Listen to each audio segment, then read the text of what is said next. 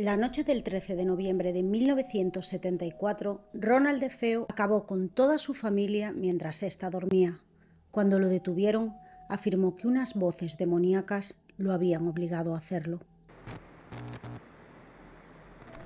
Bienvenidos, amantes del misterio, espero que os encontréis muy bien y que estéis preparados, ya que el caso que os traigo hoy es uno de los más famosos, y no solo por el suceso en sí, que ya es bastante horrible, sino por todos los hechos y eventos que lo rodearon. Hoy vamos a hablar sobre el crimen que ocurrió en la famosísima casa de Amityville, donde Ronald DeFeo acabó con toda su familia después de asegurar que unas voces lo habían obligado a hacerlo. Pero este caso dio lugar a un sinfín de misterios y teorías cuando, tras los crímenes, entró a vivir en la casa la familia Lutz y los Warren tuvieron que intervenir. Pero para conocer esa parte de la historia, dirigíos al acabar al canal de Morellana, donde vais a tener la segunda parte de este vídeo contando todo sobre la familia que entró a vivir allí y todo lo que rodeó a estos eventos. Os dejo, creo que aquí, anclado el enlace al vídeo, os lo dejaré también al finalizar y también os voy a dejar en la caja de la descripción su canal para que le echéis un vistazo porque tiene unos vídeos súper interesantes y no tienen ningún tipo de desperdicio. Dicho esto, no olvides suscribirte y activar la campanita y empezamos. Ronald Butch DeFeo Jr. tenía 23 años cuando la madrugada del 13 de noviembre de 1974 tomó un rifle que tenía en casa y entró en cada una de las habitaciones donde su familia dormía. Así acabó con su padre, su madre y sus 4 hermanos. Tras este suceso, la casa se convirtió en un icono del horror y sobre esto y las posteriores historias se crearon muchísimos libros y películas. En el 112 de Oceans Avenue, en Amityville, a pocos kilómetros de Nueva York, hay una gran casa con jardín y embarcadero, casa que siempre ha dado mucho de qué hablar. Amityville fue fundada en el siglo XVII y se rumoreaba que estaba construida sobre un territorio sagrado indio. John Catchum, un famoso colono, fue el primero que supuestamente construyó una casa en ese lugar. John había llegado allí después de haber sido expulsado de Salem, la que era su ciudad natal, por practicar la magia negra y el ocultismo. Al llegar a Amityville se casó y levantó una casona donde ahora está el 112 de Oceans Avenue. Y allí continuó con su adoración al oscuro. Al parecer, cuando Catchum murió, pidió ser enterrado en el sótano de la construcción.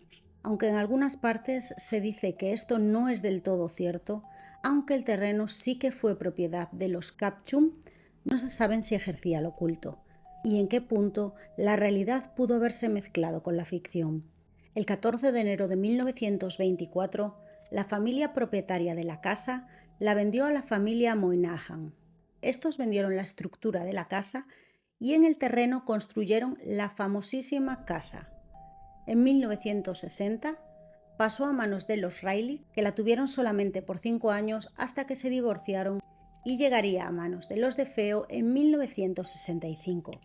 Cuando se mudaron, hicieron colocar un letrero en la entrada que ponía Grandes Esperanzas. Era una enorme casona de 3 pisos de estilo colonial holandés, rodeada por un gran jardín lleno de árboles, donde tenían un garaje, piscina, embarcadero, o sea, era inmensa.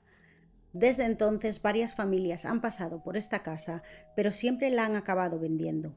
Incluso han llegado a cambiar el número de la casa del 112 al 108 para tratar de alejar a todos los curiosos que se acercan a ella. Cuando la casa la adquirió la familia DeFeo, todo dio un drástico giro. La familia estaba formada por el matrimonio de Ronald DeFeo, de 43 años, Luis Brigante, de 42, y sus 5 hijos. Butch Ronald Joseph Jr., de 23, Dawn, de 18, Allison, de 13, Mark, de 12 y John Matthew, de 9. Cuando sucedieron los hechos, se habían mudado hacía ya más de 9 años a la casa que acabaría siendo su tumba. De cara a la gente parecía una familia unida, muy alegre, pero la realidad es que Ronald padre era un hombre muy violento que no dudaba en descargarse contra su mujer. Los hijos tampoco se salvaban de esto, pero el que más consecuencias solía llevar era el hijo mayor, Ronald Butch Jr. Ya desde pequeño su padre lo humillaba porque sufría bullying en el colegio y no se defendía, así que lo castigaba y se reía de él. Cuando creció, Ronald Jr. empezó a enfrentarse a todos, incluyendo a su padre. Gritos, insultos, golpes se escuchaban constantemente en casa. Se empezó a volver un joven inestable y violento, y empezó a consumir todo tipo de sustancias y alcohol en grandes cantidades. Intentaron enderezarlo de varias maneras, lo llevaron al psicólogo, pero no quería ir, y lo metieron a trabajar en Autos Buick, el concesionario de la familia, pero se presentaba solo si le apetecía, y como cobraba igual. Una noche el matrimonio estaba discutiendo muy acaloradamente y Ronald, hijo, cargó su arma y apuntó a su padre a la cara. En ese momento le dijo que dejara en paz a su madre y apretó el gatillo, pero extrañamente no funcionó. El padre se quedó quieto de pie, Butch se giró y se fue de la habitación sin mediar palabra. La noche del 13 de noviembre se dice que hubo una grandísima pelea en la casa de los DeFeo. Al parecer, el padre cargó contra prácticamente toda la familia. Sobre las 8 de la tarde parecía que las cosas se habían calmado y se fueron a cenar. Pero al día siguiente, la localidad de Amityville se despertaba con la trágica noticia de que la familia DeFeo había sido asesinada. En la tarde del 13 de noviembre de 1974, el hijo mayor de los DeFeo irrumpía a las 6:30 en el Henry's, un bar que estaba a escasos metros de su casa. Muy alterado, gritando, les dijo a los presentes que alguien había disparado a sus padres mientras caía al suelo angustiado. Bobby Kesley, uno de los mejores amigos de Ronald, estaba en el bar y condujo con él y 4 personas más hasta la casa. Al llegar, se encontraron la puerta abierta de par en par y Bobby y los 4 hombres entraron en la casa mientras Ronald esperaba fuera. Cuando entraron en la habitación del matrimonio DeFeo, se encontraron con una escena horrible. Los cuerpos de Ronald y Louise DeFeo estaban boca abajo en su cama, ambos sin vida. La madre estaba tapada con una manta, mientras que el padre estaba al descubierto. Cuando fueron a las habitaciones de los hermanos, John, Allison, Matt y Dawn, se los encontraron también sin vida. Y en la misma posición, boca abajo, con un disparo cada uno de ellos. La única que había recibido 2 había sido la madre. A las 7 de la tarde el lugar estaba lleno de policías. Cuando llegaron se encontraron con una escena horrible, con Ronald, hijo desesperado, golpeando el suelo, así que en un primer momento todos trataron de arroparlo. Como es habitual, le preguntaron a Ronald dónde había estado, si sabía de alguien que pudiera haberlo hecho, y Ronald dijo que creía que había sido Luis Falini, un hombre de la mafia que supuestamente estaba compinchado con el padre y que lo había ayudado además a construir un escondite donde metían dinero y joyas. La policía en ese momento decidió llevar a Ronald a la comisaría para continuar investigando, aunque en ese momento no había ningún tipo de sospecha contra él. Dijo que se había despertado sobre las 4, se había levantado y que escuchó a uno de sus hermanos en el baño. Ronald dijo que había ido a trabajar sobre las 6 al concesionario, el cual era propiedad de su padre, y como se aburría y él allí, según sus propias palabras, hacía lo que quería, llamó a su novia Sherry Kane, de 19 años, llamó también varias veces a su casa, nadie contestó y sobre la 1 salió hacia casa de Sherry. Por el camino se encontró con su amigo Bobby Kesley, con el que habló un rato y quedaron en verse más tarde en el Henry's. Cuando llegó a casa de su novia, sobre la 1:30 de la tarde, le dijo que estaba llamando a casa, que nadie le cogía y que pensaba que algo estaba pasando. Aún así, decidieron irse de compras y luego junto de Bobby.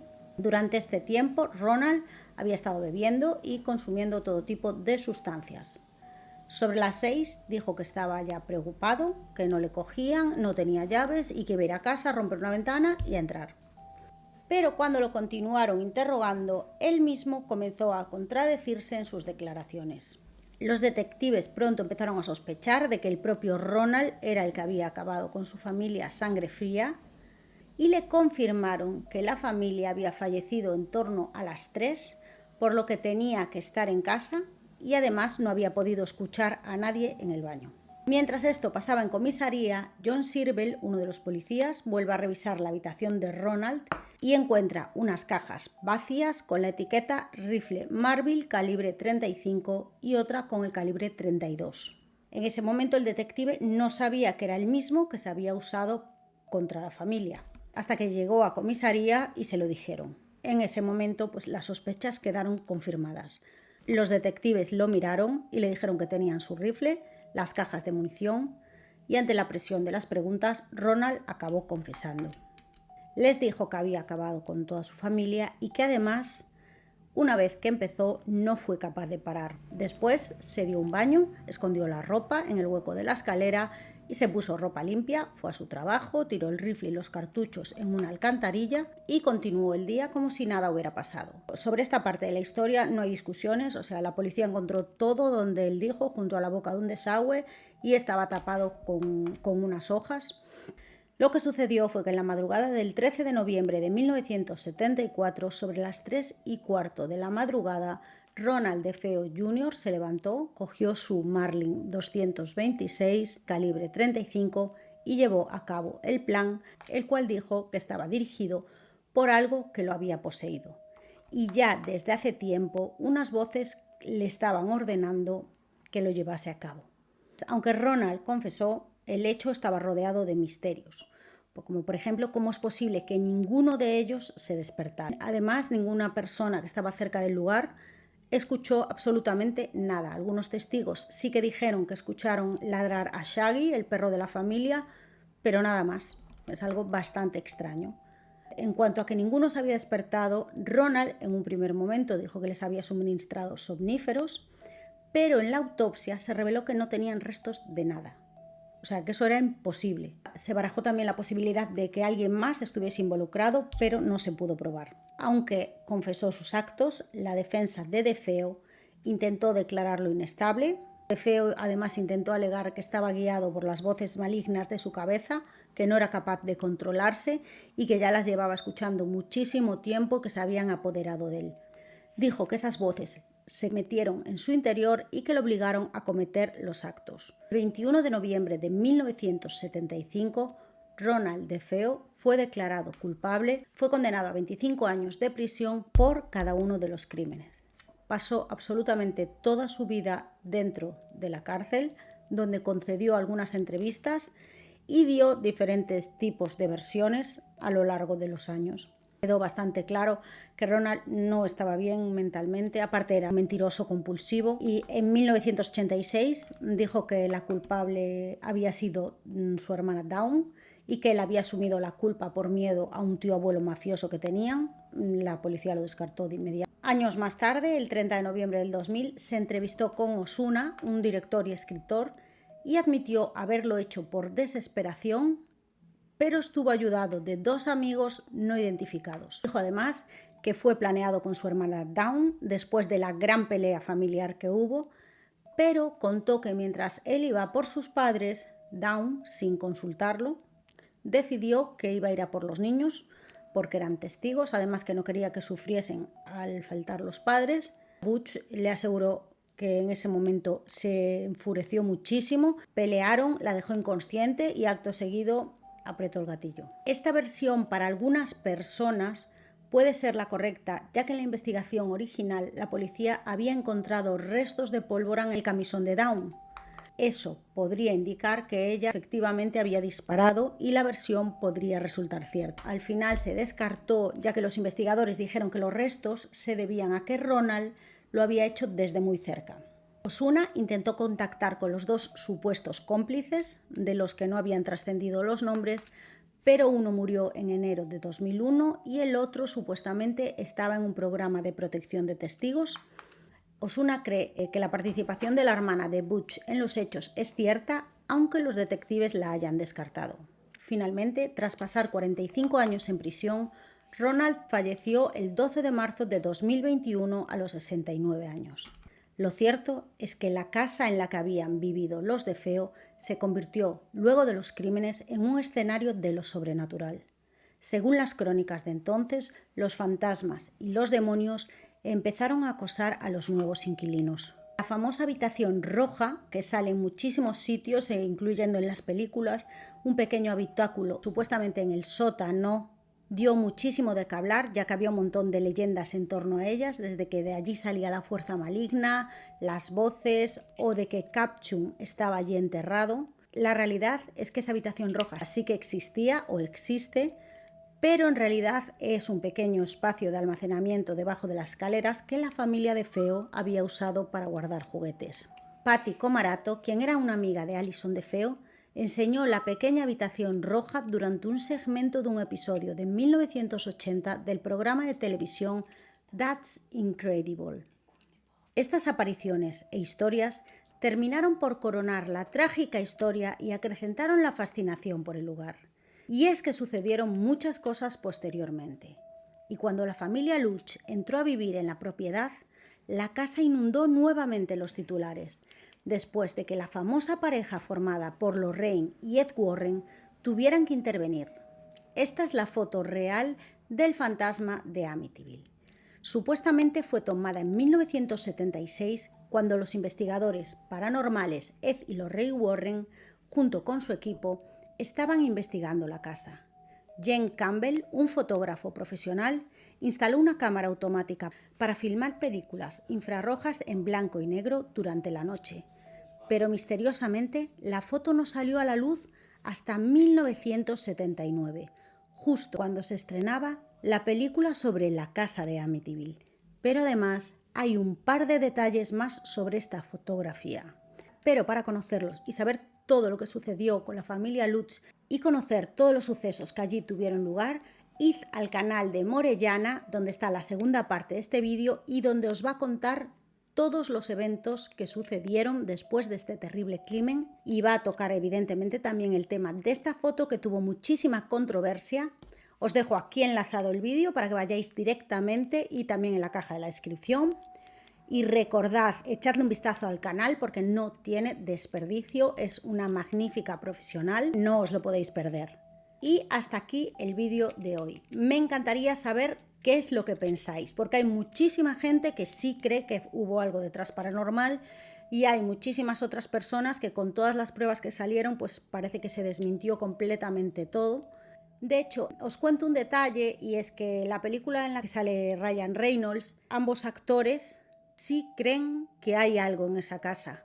Después de grabar en ella, creen que hay algo en esa casa. Y coincido en algo, y es que los lugares, las casas, lo que sea, creo que tienen energía residual. A ver, no digo que hayan pasado los eventos ni nada por el estilo, pero que lugares donde sucedieron cosas malas, que queda mala energía, yo creo que eso es así. Y en el caso de la casa de Amityville, un caso en el que, aparte de agresiones, aparte de todo lo que sucedía en la familia, los crímenes, que fueron de forma bastante brutal, pues yo creo que hay eso, una gran cantidad de energía, o llámalo como quieras, algo oscuro ahí, que evidentemente pues se queda, o yo no sería capaz de vivir en una casa en la que sucedió algo así, pero bueno, hay muchas personas que sí y que no, igual también si eres un poco sugestionable, pues te cuesta un poco más. Y nada más, me encantaría que me dejarais reflejado en los comentarios qué es lo que vosotros creéis.